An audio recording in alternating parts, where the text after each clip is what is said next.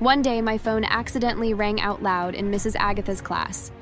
When I checked, it was my mom. I became afraid because my mom never called me during class. I had a blind and crippled mother. Leaving her alone daily was bad enough. I tried to excuse myself to answer the call, but Mrs. Agatha wasn't having it. Is your mother stupid to not know that you'll be in class now? Does being blind and crippled make a person senseless? If you answer that call, I'll make sure you get expelled. Ma'am, it's important. My mom would never call during school hours if it wasn't. Please, ma'am, I beg of you to let me answer it. She stood up and began walking toward me. Before I could process anything, she slapped me harshly. I screamed and held the affected face in my hand. How dare you talk back to me? Who do you think you are to try arguing with me? She took my phone from me and smashed it on the floor, even going as far as using her foot to stomp on it. I couldn't stop crying as I returned to my seat. When I got home that day, I received news that my mom had been hospitalized. Apparently, she fell from the top of the stairs and was taken to the hospital by our neighbor. My college was known for being one of the best and having students being in high places. However, Mrs. Agatha, the head professor, ruled the school with an iron fist. Hi, my name's Lily, and I'm 29 years old. In my college days, I belonged in a group of fellow classmates. We were just 5, Maxwell, Annie, Sasha, Jason, and myself. We weren't the best students, but we weren't bothered. Don't get me wrong. We studied very hard and never missed classes. But some students seemed to be intellectually better than us, so they bagged the top 5 while we were following behind them. We were good students. We never broke the school rules and always ensured to be good to each other and the other students. Unfortunately, Mrs. Agatha seemed to have a huge problem with us. I mean, she was also a menace to other students, but ours was worse. It seemed as though she held a special hatred for us. If we defended her at any point, her actions might have been justified, but we never did. No one dated to offend Mrs. Agatha. She was just plain evil. We were all gathered in the lecture hall one day for a major class. It was a rainy day, but the sound of the students conversing covered the sound of the rain by half. We were all talking and having fun while waiting for Mrs. Agatha to speak. That is, until Sasha stumbled in, drenched to the bone. She had been held back by the rain while returning from her part-time job and had barely made it to class on time. Sasha was an orphan, and she didn't have nice, extended families. Hence, she did everything all by herself. The teachers at school knew about all of her part-time jobs. She was also a scholarship student, and that helped her out a lot. Dr. Evans, our professor who also knew about Sasha, gestured for her to take a seat and catch up on the lecture later. But Mrs. Agatha, who was auditing the class that day, was having none of it. The orphan has no right to sit down yet. Sasha stood there, shivering from the cold and anger. She hated when people addressed her as an orphan in a mocking way. How dare you come to class like this? Do you not care about the standards here? Sasha was still trembling. She tried to explain herself, but she couldn't. Her voice was shaky. Leave this room immediately. You're disrupting the class. We all sat in stunned silence as Sasha hurried out of the room. It was a moment of collective discomfort, watching our friend being treated that way. As if that wasn't enough, the next day, Mrs. Agatha took her anger out on us all in the group. In front of the crowd watching, she reprimanded us, making it clear that we were all guilty by association.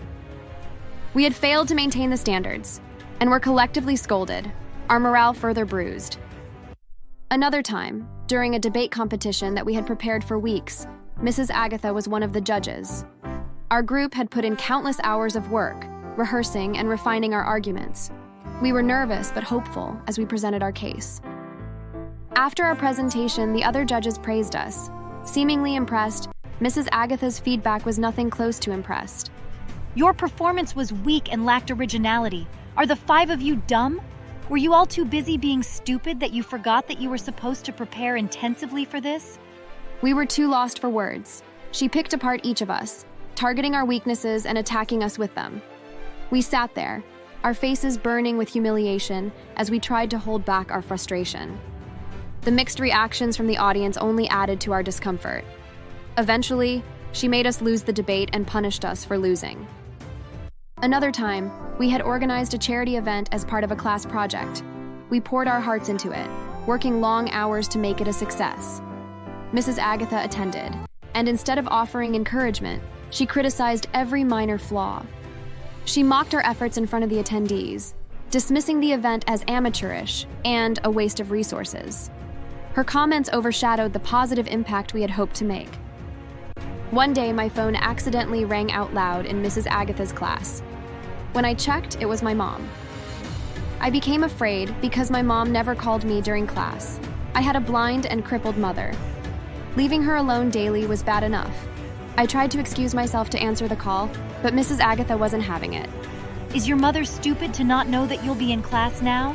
Does being blind and crippled make a person senseless?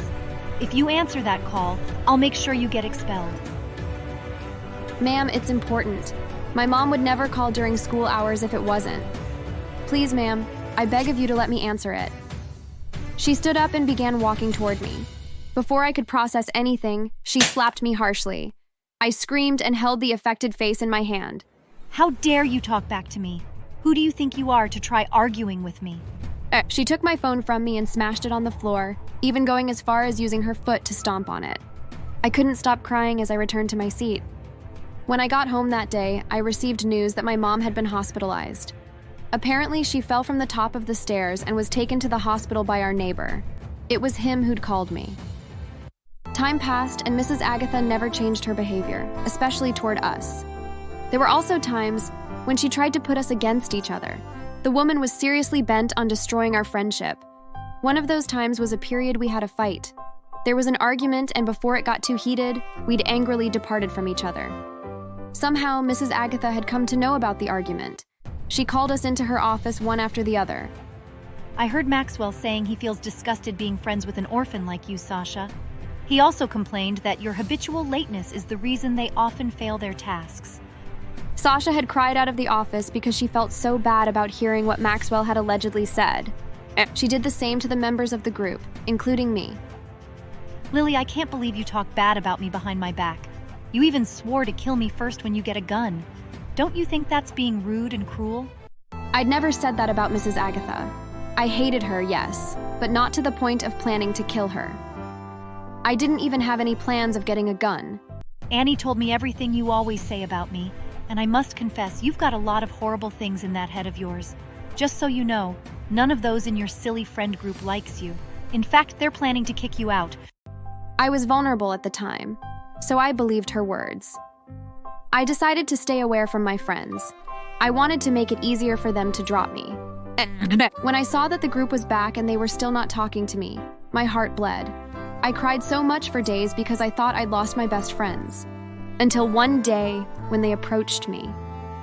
Please, forgive us if we offended you. After our fight, Mrs. Agatha had called us all and told us lies about each other. When we all figured out that she lied, we didn't know how to come to you, especially because you were also avoiding us. Please, come back to the group. I burst into tears and hugged them. That day, my hatred for Mrs. Agatha increased. I wanted to find every way to get back at the woman. Luckily, my friend group were also eager to get revenge on her. She's been too bad to us. If we don't stop her, I'm afraid she's going to do more. Trying to put us against each other for the fourth time is bad enough already. We all agreed and began to think of a way to get revenge against her and get her off our backs. We finally got a plan. The plan was audacious. It involved a series of meticulously coordinated pranks designed not just to disrupt, but to humiliate Mrs. Agatha in front of everyone. Our target was the spring fair, the school's biggest event, where Mrs. Agatha was sure to be present. On the day of the spring fair, the school was alive with excitement. Mrs. Agatha, in her usual stern manner, roamed the event, oblivious to what was about to come. As the fair reached its peak, we began our plan. Firstly, a hidden mechanism triggered an explosion of harmless but eye-catching confetti. It was a minor distraction, but it set the tone for what was to come. Just as she stood at the front of the hall, Maxwell popped 2 balloons above her head, causing blue color to rain down on her, turning her hair and body into a shimmering spectacle. The students' attention was immediately turned to her as she screamed. They couldn't hold their laughter, and neither could we. Just as she was about to speak, she got called on the stage to give her tradition speak. We saw the frustration on her eyes and got gingered for the next revenge. Just as she got on the stage, Sasha began walking on the microphone. Everybody went silent as an embarrassing video began playing. It was one of her harsh reprimands, where she'd told an asthmatic student to die already. You should just die already. I can't have you breathing all heavily and running out of class because of your silly disease. Gasps were heard in the audience. Another video of her suggesting how I wanted to be killed was played. Since you're nothing but a failure, shouldn't you start making suicide plans? You could stand in the middle of the road and get killed by a car or even jump into the sea. Everyone gasped again. Mrs. Agatha couldn't face the crowd. Before anyone could speak, we unveiled a giant inflatable caricature of Mrs. Agatha. It depicted her in a grotesque, exaggerated form, complete with a wicked grin and exaggerated features. The caricature was paraded around the fairgrounds, and students laughed loudly as it wobbled and danced, a symbol of Mrs. Agatha's fall from power. Furious, Mrs. Agatha tried to regain control. As she stomped towards the mic, she slipped on a slick patch of fake mud that we had carefully placed there. The fall was dramatic, and Agatha's pride was left in tatters as she lay sprawled on the ground, covered in the fake mud and surrounded by the loud and unending laughter of the crowd. The school board, having witnessed the full extent of our revolt and Mrs. Agatha's disgrace, had no choice but to take action. An immediate investigation was launched, revealing a pattern of abuse and misconduct that left no doubt about Mrs. Agatha's unfitness for her role. She was swiftly removed from her position, her reputation irrevocably damaged.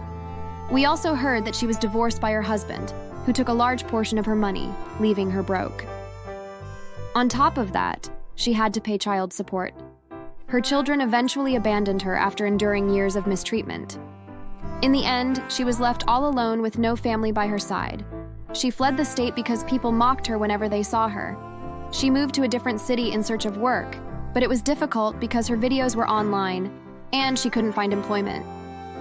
Eventually, she found a job at a care home, taking care of the elderly. She lived in a tiny house with 3 cats, struggling to survive on the little she earned. Thanks for watching. Make sure to subscribe and leave a comment down below saying I subscribed, and we will try our best to reply to your comment.